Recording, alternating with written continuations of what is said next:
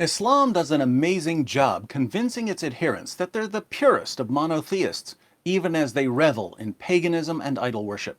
Over and over again, day after day, Muslims bow down to a giant cube in Mecca, a cube that was a pagan shrine during the time of Muhammad. Muslims take a pilgrimage to Mecca so that they can walk circles around this giant cube, and they push their way towards it so that they can kiss the black stone, a black stone that was a pagan idol during the time of Muhammad. There isn't a lifeless idol in the world that receives more attention and reverence than the lifeless idols of Islam. And yet Muslims believe that their religion is idol-free. Even more interesting is what happens when Muslims pray towards their lifeless cube. They pray to Muhammad.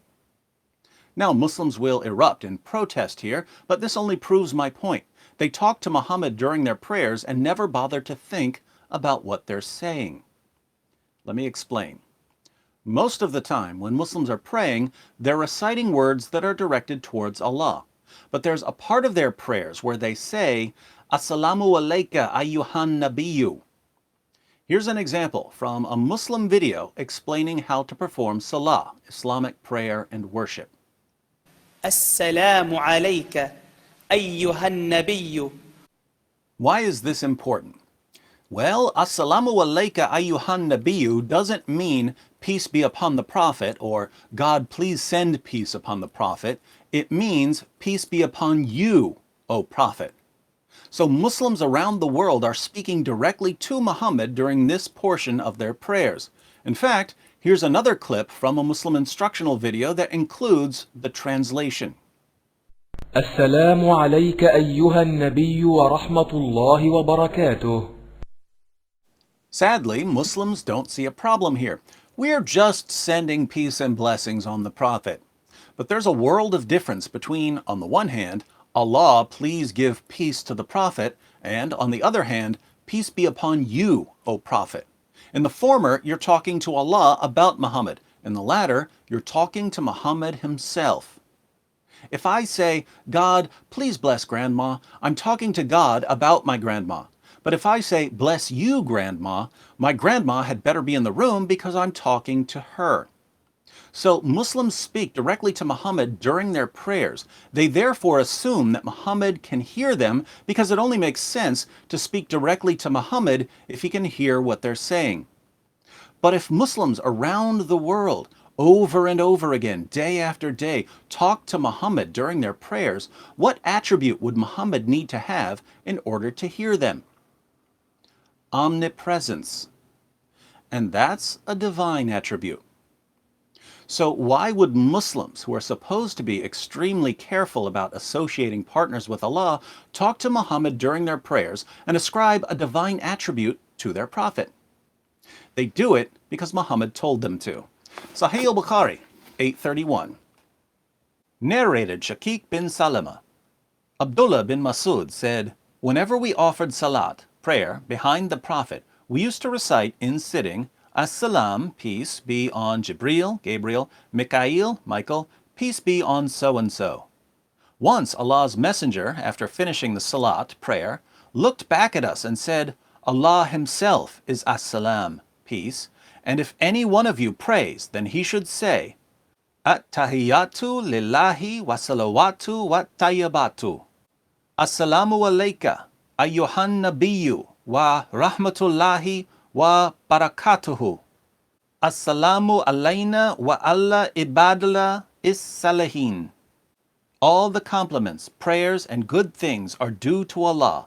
Peace be on you, O Prophet, and Allah's mercy and blessings be on you. Peace be on us and on the true pious slaves of Allah. If you say that, it will be for all the slaves in the heaven and the earth.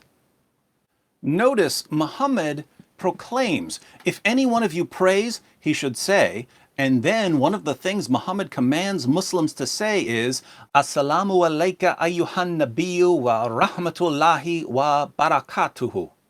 Peace be on you, O Prophet, and Allah's mercy and blessings be on you. Muhammad commands Muslims to speak directly to him when they pray. Muhammad also told his followers to pray to him when they needed something.